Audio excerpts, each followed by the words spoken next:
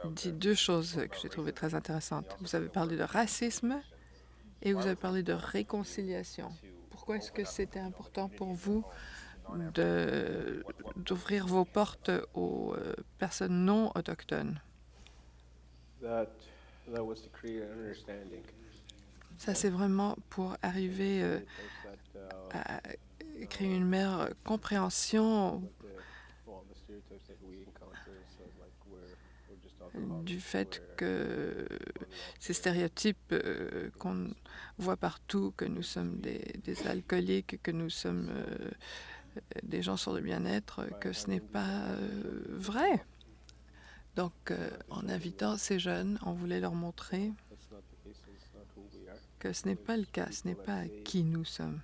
if living is so tough in the Il north, y en a then qui we move disent, bien, north. si la vie est si Why not difficile move? dans le Grand Nord, pourquoi ne pas déménager ailleurs? We could do that, but Eh bien, on pourrait le we faire. choose not to. On choisit de ne pas le It's faire. our home. C'est vraiment là qu'on est chez nous. That's where we were born. That's where C'est là qu'on est né. our grandparents are buried. C'est là que And nos we're just grands-parents connected with sont the land and the water. ensevelis, sont enterrés. On a nos liens avec l'eau, la terre. Nous Go to the stores, go back allons à la chasse et à la pêche pour subsister. On ne peut pas aller au magasin pour acheter à manger. back home. Et c'est vraiment très beau là, chez nous, dans le Nord. We get thirsty. Well, we don't Si get on a thirsty. soif, non, on n'a jamais soif parce que le lac est là, l'eau est propre Try to keep it that way. et on a l'intention de Perhaps you could walk us through the process, s'assurer que ça sera le cas non-Aboriginals, à land, get l'avenir. off the plane. Did you Alors, sense or did you pouvez-vous hear nous that they had décrire comment c'est certain arrivé quand misconceptions ces gens qui n'étaient pas des about autochtones ont experience débarqué de in your l'avion? Est-ce community, que or do you vous think they were saviez ready for déjà social qu'ils avaient life? des idées erronées sur ce qu'ils vivraient chez vous, Call out, we et just ce qu'ils focus verraient? on open life. Quand on les a invités, on a simplement dit garder l'esprit ouvert. Every time they came, there was Chaque fois qu'ils sont venus, a lot of us at the airport to greet them, to welcome on them. était là en grand nombre à l'aéroport pour les accueillir. As soon as they got off that plane, Et dès qu'ils ont débarqué de they know l'avion, that they're safe. ils savaient qu'ils étaient en sécurité, qu'ils sont bien accueillis, Until they get qu'ils on sont that les plane and bienvenus, leave. jusqu'à ce qu'ils They don't want to. retournent dans l'avion pour partir. Et la plupart d'entre eux ne voulaient pas partir quand le moment était arrivé. Ils pleuraient, oui, ils pleuraient à la fin de semaine, la semaine, And what parce did qu'ils that, voulaient how did rester that plus make you longtemps. feel, seeing people Et comment crying est-ce que vous and not wanting to sentiez quand vous les voyiez pleurer? Oui, ça m'a vraiment touchée. Et je garde ça dans mon What cœur about you? à jamais. Au début, tout le monde hésitait. Bon, pas tout le monde, enfin certains. Et ils disaient, pourquoi est-ce que vous faites ça? Vous êtes fous? Pourquoi est-ce que vous voulez inviter des Blancs ici? Et donc les gens avaient peur. Ils avaient peur qu'on leur ferait du mal ou qu'on ferait du mal à leurs enfants. Ils ne voulaient pas qu'il y ait de problème parce qu'ils ont vécu de façon assez isolée. Et ils pensaient aussi qu'on n'allait pas réussir. Et ils nous disaient, bien, bon, vous cherchez à faire ça, qu'est-ce qui arrive si ça ne marche pas? Et qu'est-ce qui va arriver à notre collectivité? Et ça sera pas très beau si ça marche pas et il n'y a personne qui débarque de l'avion. Qu'est-ce que vous allez faire? Et donc, ça nous faisait peur. Je commençais à m'énerver. Je me disais, je sais pas, est-ce qu'on peut le faire? Mais non, on s'encourageait les uns les autres. On s'est dit, oui, on va réussir. On a travaillé très fort. On a fait de notre mieux. Et c'était vraiment merveilleux quand on avait 50 personnes qui voulaient venir chez nous. On ne s'attendait pas du tout à ça. Et simplement, par exemple, quand j'allais à l'école avant d'avoir mon bébé, les gens me critiquaient parce que je suis autochtone, etc. Et je détestais le fait que j'étais autochtone. J'ai déménagé beaucoup dans ma jeunesse et c'est vraiment cet événement-là qui m'a aidé à voir combien j'aimais euh, mon pays, mon chez nous. Ça m'a ouvert les yeux. Maintenant, je suis très fière de cet endroit, de mon chez nous. J'ai pu vraiment voir ce qu'on a là-bas. Et maintenant, j'ai vraiment pas envie de sortir de Bay Trout.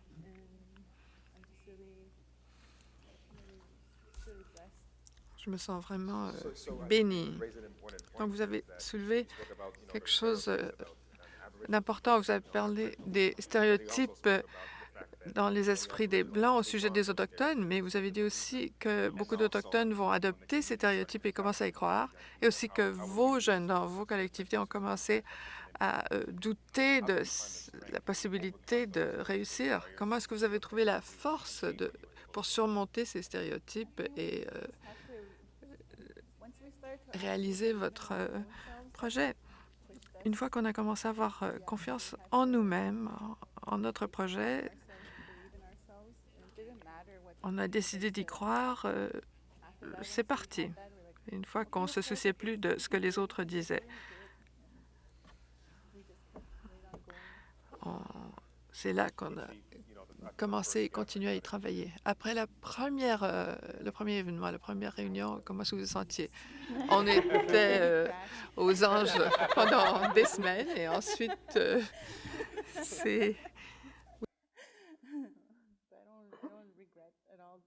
on est redescendu sur Terre. Oui, c'était incroyable. Et ce qui est intéressant aussi, c'est que quand vous avez commencé à planifier le deuxième événement, et là, il y en a eu plus que deux, il y en a eu une troisième aussi, vous avez pu vraiment attirer des personnes assez bien connues chez vous. Peut-être que vous pouvez nous mentionner certains des noms des personnes qui sont venues. La comtesse de Wessex. Là, on était vraiment surprise. On était à Toronto. C'était à Toronto, n'est-ce pas? David Onley, qui voulait nous rencontrer et nous a dit ah oui, la comtesse de Wessex veut aller vous rendre visite. Alors on a dit ah bon? Bon, oui, oui, elle peut venir chez nous. Et on a certains, ils nous ont demandé est-ce que le chef vous appuie là? Et puis on a dit oui, oui, il nous appuie toujours, mais on ne l'avait pas encore consulté. Alors c'est vous qui dirigiez le tout. Et il y a une première ministre qui est venue, oui, c'était Kathleen Wynne. Oui, c'est impressionnant, félicitations. Et quand les gens dans la collectivité ont vu, premièrement, que c'était la deuxième fois que ça avait vraiment réussi, que ces Canadiens célèbres et même des étrangers célèbres arrivaient chez nous, qu'est-ce que ça a démontré aux jeunes, là? Eh bien, alors là, après la première fois, ils ont dit, vous avez réussi. Là, ils ont mieux compris ce qu'on cherchait à faire. Et là, ils nous demandaient, est-ce que vous allez le refaire? C'est là qu'ils voulaient embarquer dans le projet. Alors, on se disait, ouais, on ne sait pas, c'était une fois, on l'a fait une fois. Et c'est là que eux, ils recevaient des appels des gens qui voulaient venir, et c'est là que nous, on a décidé de répéter l'expérience. Donc là, on a eu plus d'aide de la collectivité, c'était plus facile à faire. Et la troisième fois, c'est comme la collectivité entière a embarqué. Donc, vous avez remarqué une transformation. Au départ, personne ne vous croyait, mais à la fin, tout le monde y participait. Il y a même des membres de notre conseil qui ont participé. Le chef était toujours derrière nous, mais le conseil avait un peu plus de doute. Mais après coup, tout le monde était fier de nous. C'était bien d'entendre ça. Et il y a un élément essentiel de ce que vous avez fait, c'est que vous avez recréé des liens avec vos traditions autochtones. Pouvez-vous nous parler de cela? Et avec ces événements que nous avons, nous nous assurons d'avoir toujours un peu de tambour avec nous. Gonna be prejudiced to anything. On ne veut plus de Welcome the préjugés maintenant. On accueille l'Église à bras ouverts aussi. Mais nos tambours sont là. what we wanted was to Tout ce qu'on voulait, c'est l'harmonie we wanted harmony amongst everybody in our community. parmi tout le monde. We're not gonna On ne va pas favoriser qui que ce soit plus qu'un autre. So in other words, there was, I guess, some concerns about Alors, drum. There has been concerns about the drums and certain on n'aimait pas le tambour dans votre culture traditionnelle, mais disons que ça a changé. Why, Oui. why was there such, Alors, I guess, pourquoi le discomfort around malaise the drum? avec les tambours? Quel a été le rôle d'Église à ce chapitre? It was C'est une question d'assimilation. that our grandparents were taught that Nos grands-parents se sont fait dire que c'était le mal, qu'on ne devrait pas s'en servir. so Et ils l'ont cru and they carried et ils ont transmis cela à leurs enfants, à nos parents. Et voilà. So those are sort of some of the C'est things ce that que you would vous hear growing up, entendiez that the en drums people grandissant, là, que les tambours étaient mal. Oui, yeah, oui. that's what we I guess that would be the Je legacy suppose que c'était un autre héritage des pensionnats autochtones. breaking away from that. Mais voilà, So on now that you've s'en actually est got an éloigné opportunity to maintenant. use the Et drum, maintenant que vous what does utilisez the le drum tambour, represent qu'est-ce que to cela you? représente pour vous? Un battement de cœur. J'aimerais ajouter qu'au départ, quand les jeunes voulaient avoir les tambours, c'était un peu compliqué. Les aînés se fâchaient, mais on ne le fait plus parce que il y avait presque plus personne qui suivait la tradition. Et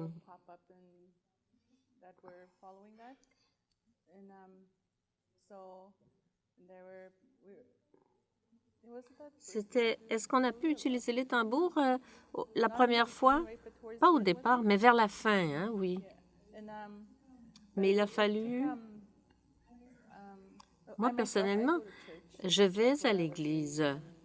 J'ai été élevée comme cela et je le fais encore, mais si quelqu'un veut respecter sa tradition, moi, je suis autochtone, mais moi, c'est ce en quoi je crois et c'est ce que je dis à mes amis. Moi, je suis une personne bien traditionnelle, mais je ne dérange personne dans ce qu'ils veulent faire. Respecter ma décision et je respecterai la vôtre. Ils le savent. Et l'église où je vais,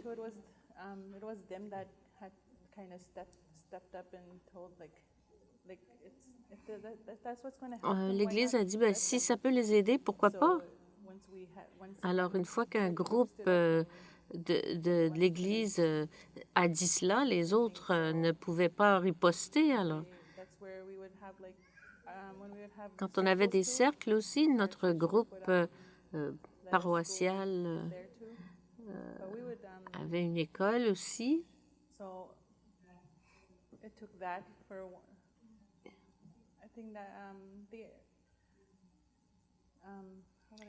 Comment dire? Pour qu'ils puissent ne pas porter de jugement sur les croyances des autres. C'est à ce moment-là qu'on nous a permis d'avoir les tambours. Et maintenant, il y a de plus en plus de jeunes qui veulent retourner à leur tradition et on les encourage si ça peut les aider. C'est fascinant de vous entendre dire que vous n'aviez pas le droit de jouer du tambour dans la communauté au 20e, 21e siècle. C'est quand même incroyable. C'est pour dire que l'héritage est resté de ces pensionnats autochtones. C'est fini, mais quand même, il reste encore bien des obstacles à surmonter. Pourtant, diriez-vous que le projet a aidé la communauté à retourner ses traditions et à permettre l'acceptation des différences? On m'a toujours enseigné de ne pas juger les croyances des autres, et c'est ce que je dis à mes enfants aussi. Comme mon enfant s'intéresse au tambour, j'ai un petit garçon et je l'encourage. Je lui ai acheté un tambour, mais je vais à l'église et il me voit, mais il aime quand même jouer du tambour. Et je lui dis, vas-y, ne te gêne pas. Alors, vu votre succès, quel serait votre message à laisser aux autres jeunes dans le pays qui aimeraient faire une différence, mais qui craignent de ne pas pouvoir y arriver? Est-ce qu'il y a un message à partager d'après vous? Oh, j'allais rajouter que dans notre communauté, nous avons nos addictions, hein, mais on s'en est sorti sans drogue depuis quelques années maintenant et c'est à cause du style de vie d'avant, je pense.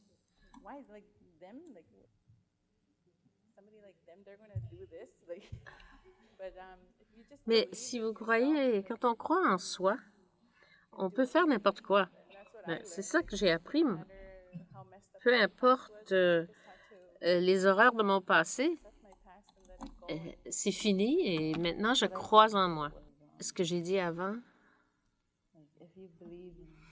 c'est que quand on croit vraiment en quelque chose, il faut y aller, il faut s'essayer, regarder ce que ça a donné. On a même accueilli un membre de la famille royale dans notre réserve. Alors, il n'y a pas de limite. Il faut croire en soi. Il faut travailler là-dessus. Et il n'y a rien de mal à rigoler aussi. Le rire aide beaucoup. Ça n'aurait pu être possible sans l'aide de la Fondation Michael Jean. Alors, merci.